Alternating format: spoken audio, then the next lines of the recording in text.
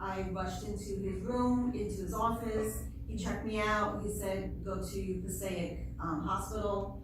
I was rushed to Passaic Hospital to do a lovely vaginal ultrasound. Now, let me tell you, when you have 2 masses on your ovaries and you have this stick as a vaginal ultrasound, my husband heard my screams outside the door. I was not brave enough to say no, like to leave. And that's when they found 2 masses, one on my right and one on my left ovary. And 3 days later, I had to have surgery.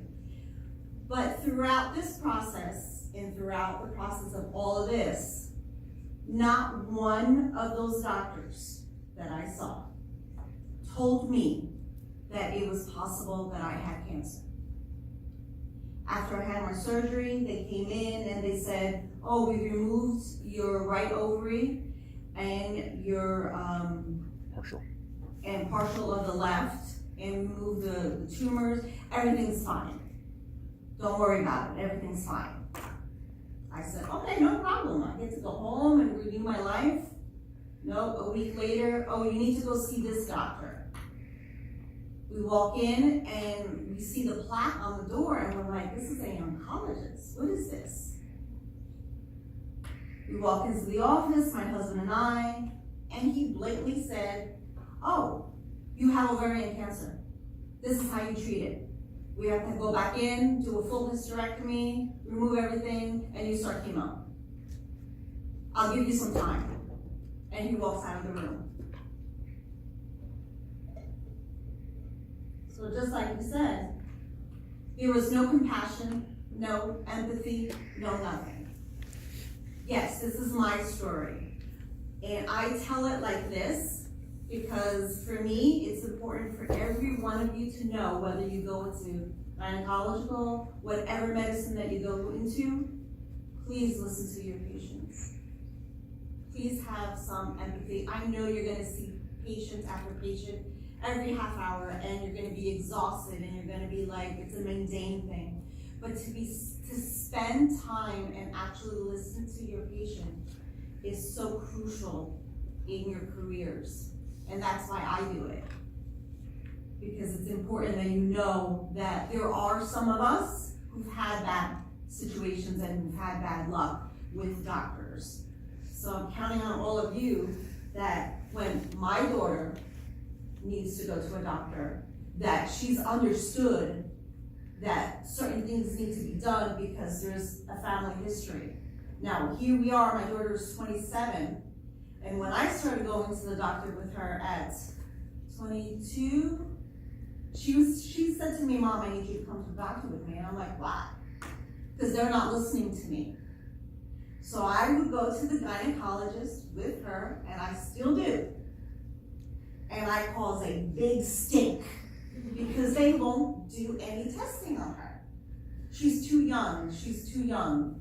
And I'm like, no, she's not. My dad had pancreatic, my mom had breast, I had ovarian. You need to start testing.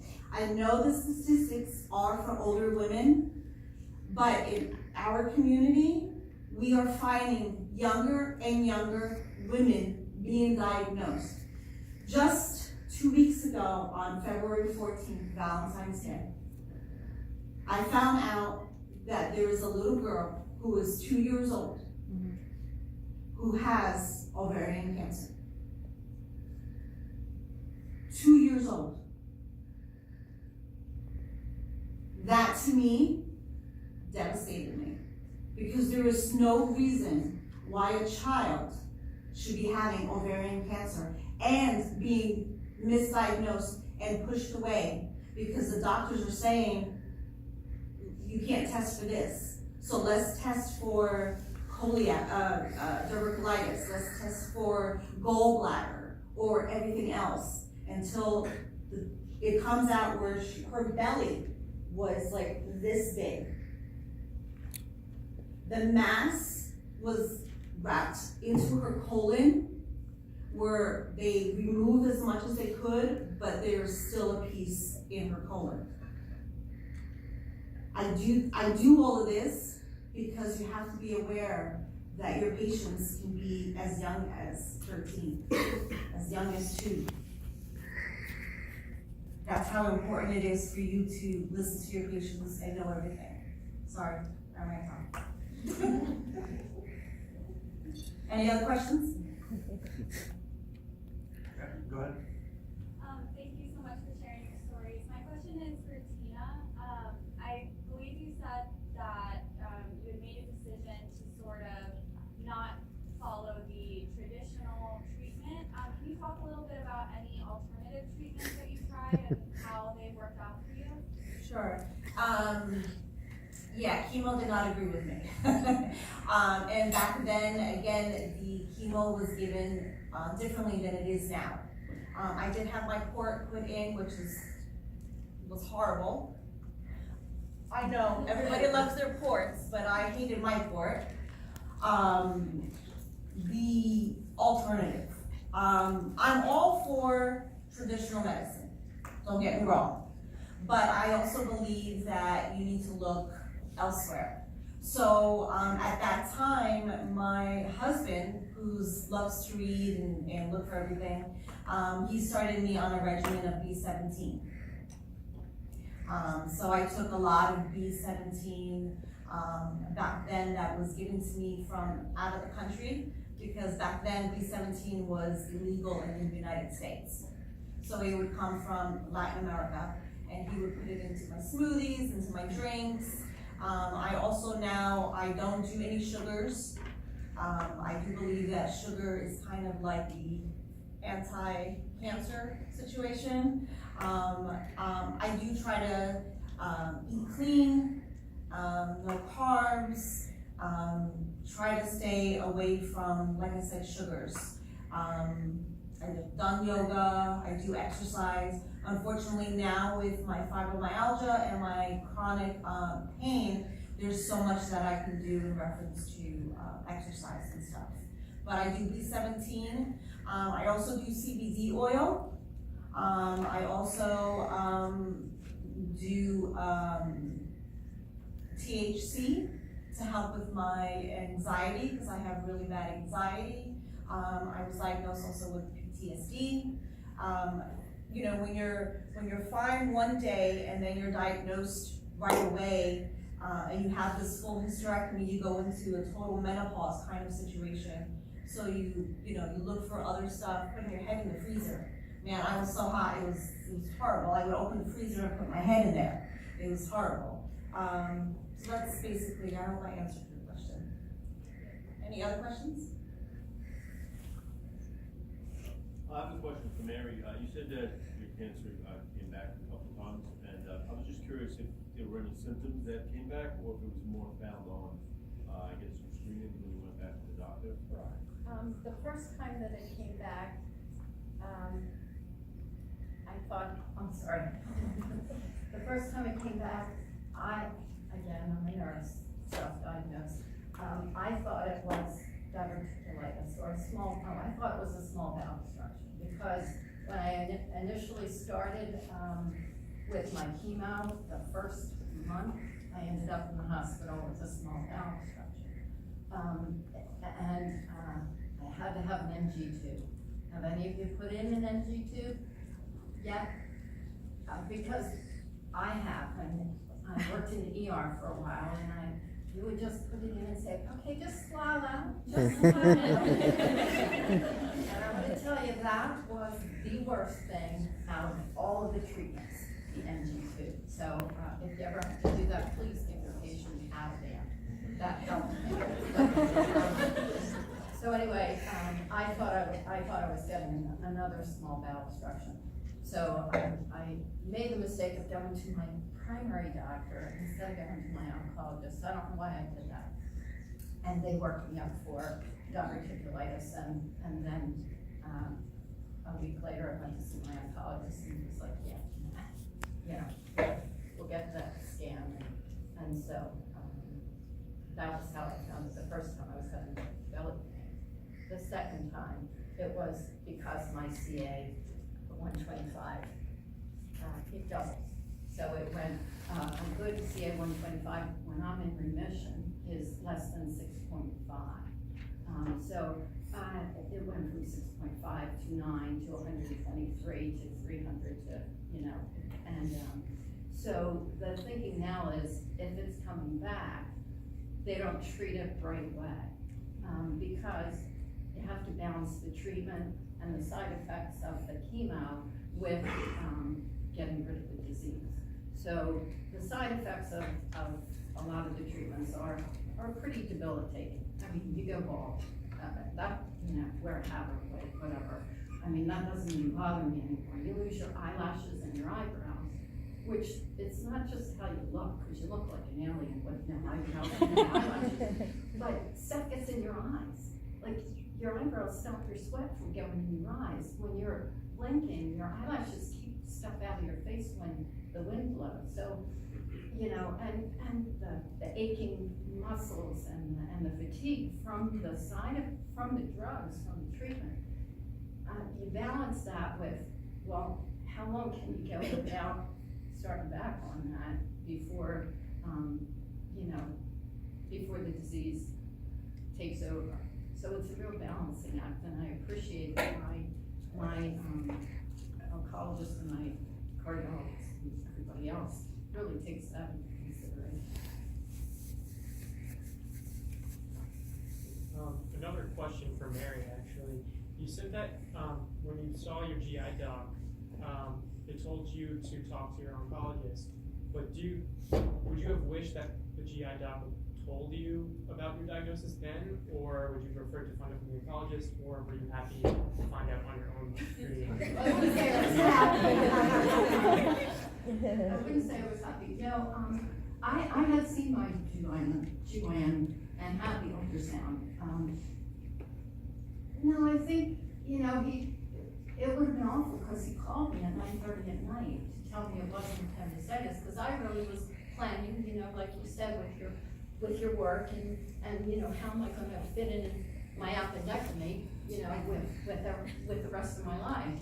So when he called me, I don't think it would have been right for him to do it over the phone. And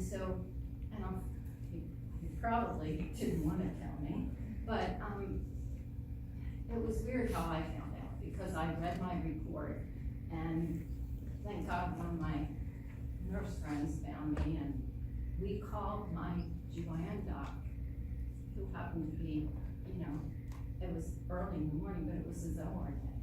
So I was very, very lucky.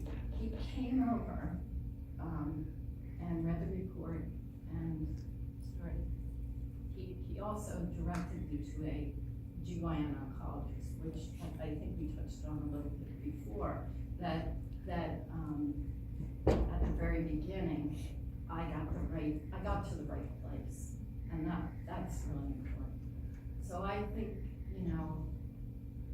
how I found out was weird, but I don't think that it would have been right for him to tell me over the phone. Thank you.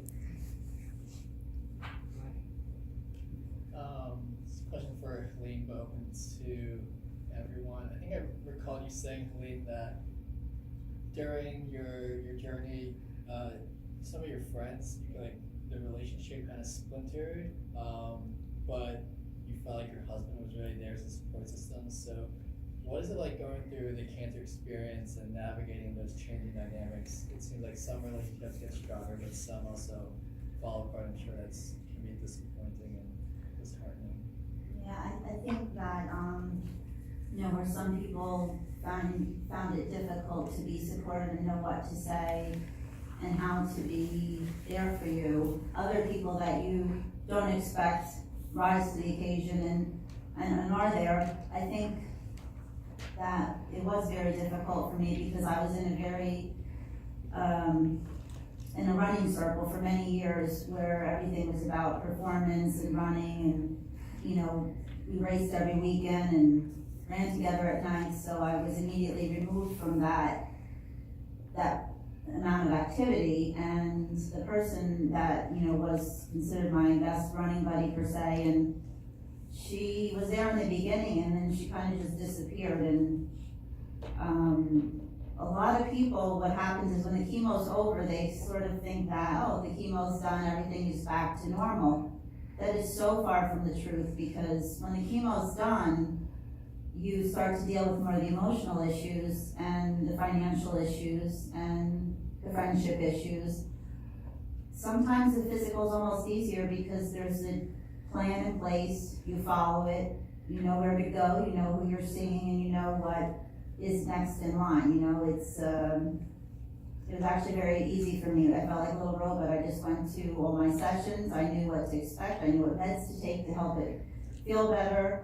I knew how many days I would be stuck in bed from it, and then March 31st, the chemo was over, we had a big party, and I thought, great, I'm just gonna fall right back into my usual life pattern.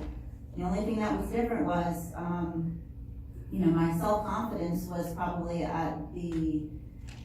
it was in an all-time low, because remember, I didn't look the same anymore. I had no hair at that point. I had gained weight from the steroids, which, wasn't brought up at this point, but when you're going through chemotherapy, people seem to have this impression that all of a sudden you're gonna have this gaunt and skinny appearance. That's not true always, because for me, they had been pumping me up with steroids. The night before the chemo is given, they give you steroids, you take by mouth, and then when they're giving you the chemo, they give you steroids through the port. So with the lack of activity, I was craving carbs so much more. Pierogies were my go-to food.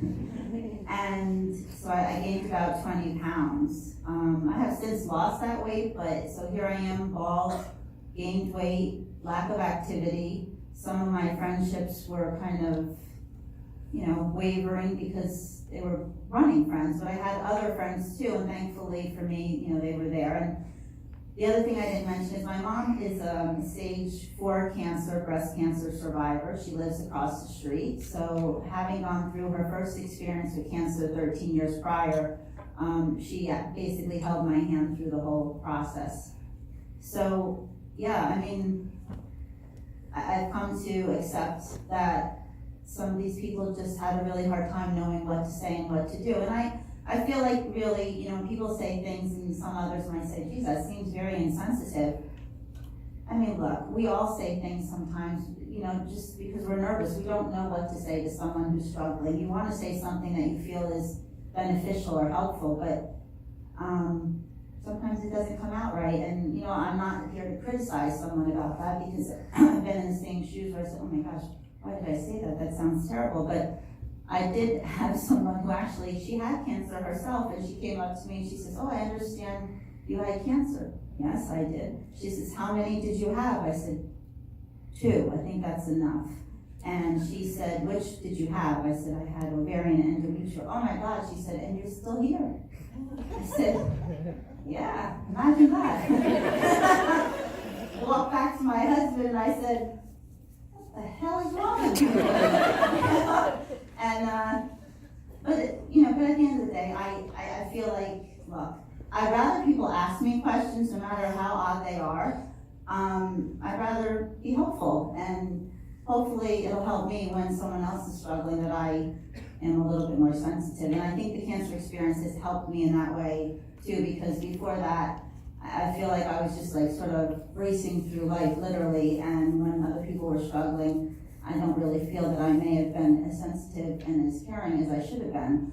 And this has been the most eye-opening experience of my life. So, where cancer is all the things terrible we all imagine, in my life it has been giving me a lot of new direction, and has given me a new purpose. And I feel that, no matter what's ahead of me, I'm much stronger to be able to handle all of it. That was very long-winded, I'm sorry. Yeah, go ahead. Hi, sorry. I have a question for Tina. You mentioned earlier that that when your daughter goes to her OBGYN, you have to accompany her and advocate for her. And you mentioned that the doctors say that it's too early to test for ovarian cancer. Where do you weigh, or how do you weigh the risks and benefits of having your 27-year-old CT at such a young age, especially with like all the high radiation that a CT entails, versus like knowing whether or not she has ovarian cancer, because like it's kind of like a high risky situation on both ends. Yeah, Way to it's a difficult situation, I totally understand. But I also have to, like you said, you have to outweigh which is which. I'd rather have her tested, do a CT and do a CA, and keep her monitored versus not do anything at all and bam, she goes right into 3C or 4 stage. And the goal is always to detect ovarian cancer in the earliest stage.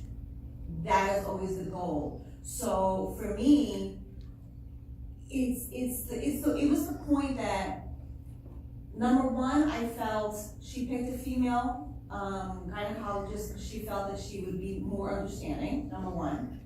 Number two, it was the kind of resistance that the gyno gave us. Like it was a no. And we felt like, wait a minute, let's step back and listen to what we have to say instead of you just saying no right off the bat. Whether it's because of age, insurance, which is always a problem because when you're young, insurance won't pay for blood work or for CT scans to detect certain disease because it's not necessary. So to me, look, if your insurance doesn't want to pay for it, I say to her, I'll pay for it. But I'd rather her get that CT, that radiation, than not knowing. Now, she still has not done a genetic testing. That's a little bit scary for her. I've done it, but I did it a long time ago, like 10 years ago, and I'm supposed to do another one. So, because again, every new thing comes out, like the Lynch and the new markers come out and everything like that, everything is new. So I should be doing that, which I will. But again, it's always scary of the unknown. So I'd rather her know or us know and deal with it head on than not deal with it. Can I just add to that? My experience with my daughter is a little bit different. I mean, when I was first diagnosed, she was not married and had no children. So she chose not to do genetic testing at that time because, Mom, if it comes back, I don't want to get a hysterectomy before I have children. I don't want to have to make that decision. But she has since had a little girl, and she just went to a new gynecologist. She moved, and I'm so thankful that she told him her history. She came home with a paper to be genetic tested, and he was right on top of it. And also that when I had my testing done, mine was only 5 years ago, but already the genes that they're going to test her for are so much more. Yeah. I mean, when I got it done, I could only have like BRCA1 and 2 done, right? And my insurance company told me in no uncertain terms, this is the only time in your life we'll pay for this. Yes. So they could have actually done a couple other genes, but my insurance wouldn't pay for it, and it's enormously expensive. So, so our experience was a little bit different. Yeah, and that's the problem also in physicians also have to be aware of it. Not only like we are fighting for our lives at that time, but we also sometimes need to fight with the insurance. Like back then I had nutrition shots taken, and it wasn't approved. So I had to find a way to pay for it out of pocket. I wasn't working, my husband wasn't working because he was he would be taking care of me. And I knocked on Daddy's door. I'm like, hey Daddy, can I get some money and so I can pay for this and so I can get this? And and you have to fight for this, and you have to, you have to be on the phone with it. So not only are you puking your brains out, but you're on the phone with the insurance company saying, hey, I need my chemo tomorrow, or I need my chemo next week. Is it gonna be approved? Right, and just to give you an idea, we racked up $1 million in medical debt by the time we were done with all the treatments, all the doctors, and we had to file for bankruptcy as well. Yeah. Yeah. So that's what a lot of people don't know. The financial expense that comes with this is out of this world. Out of this world. So yeah, we filed for bankruptcy because we just could not pay for it. So. My question is for Helene. You mentioned pain with sexual intercourse, and you said that you didn't feel like you could talk to anybody about that because you were embarrassed. My question is, were you able to talk to your husband, and like how did that play out, and what made you finally be able to confront that and maybe mention it to your doctor? So yeah, we spoke about it, and he was always obviously afraid that he was gonna hurt me, so his recommendation was to go to the gynecologist and talk to someone. And I kept saying to him, I will go. And he said, okay, when are you gonna make the appointment? I said, soon. And soon didn't happen. So I never really took care of it. That's the answer to the question. I spoke to him about it, he knew it was an issue. And I think, unfortunately, the fact that I didn't take care of it is probably sad because, it's not all about me. Like, think about him thinking that this is him constantly doing something that's painful to me, and actually it was something that was, obviously as a result of the cancer that I really didn't know was there. So, it's not always about the patient. You're dealing with a caregiver, and the caregiver is the one that deals with all these issues too. I mean, he couldn't be more supportive, but I think that's a good question because the sexual aspect of this before, during, and after is really important. And, I find that everybody, again, is more concerned about obviously getting you through this, but the aftercare of this is incredible. And again, I feel fortunate because I have a nurse practitioner actually out of the gynecological oncologist office who I feel that I trust immensely, and she's been wonderful because you really have to find this comfort level with your physician. And I found it in her, and there were times my husband goes to all my appointments with me. I feel more safe when he's there, but there have been a couple of times in the last 2 years where I've said to him, could you please go stand outside? I have to have a conversation with my girl Marissa here. And so I think that's, as a physician, that's really important to develop that trust with your patient because, let's face it, I'm a pretty open person, but those issues to me were pretty private, and I had a very hard time with it. It sounds like one of the challenges of your experiences, the three of you with cancer, is that it maybe challenged some characteristics that were central to your sense of self. So Helene, you mentioned running as being a really integral part of your life, and then the fatigue, while it wasn't very new to you, then when you had to stop running during treatment, it sounds like that really shook you. And I'm wondering the ways that the diagnosis and the ways that the treatment altered your appearance and how that interacted with the way that you defined yourself, and how that maybe changed your self-conception, and any resources or strategies that helped you change your sense of self kind of productively. If that makes sense. Okay, so during the chemo, I still was able to do some fitness, so I did find alternate ways to exercise, and one of those ways was spinning. My oncologist was floored the day I went in there because I figured out that there's a 3-week gap before each chemo. So I was on 6 cycles. So there was the week before the next one is when I usually felt much better. So I went in one day and said to him, the spinning instructor needs a doctor's note. Could you please give me one? And he looked at my husband, he's like, what is it that she wants to do? And he's like, he goes, has anyone ever asked for this during chemo before? And the doctor said no, but he gave it to me. I figured alternate ways to actually feel good. So I was able to cover the fitness side of it pretty well. It wasn't exactly what I wanted, but it was better than doing nothing at all. But the self-esteem part, I think people don't realize loss of hair, loss of eyelashes, loss of eyebrows. I think what I was told most often was, it's gonna come back. Don't worry, it's just temporary.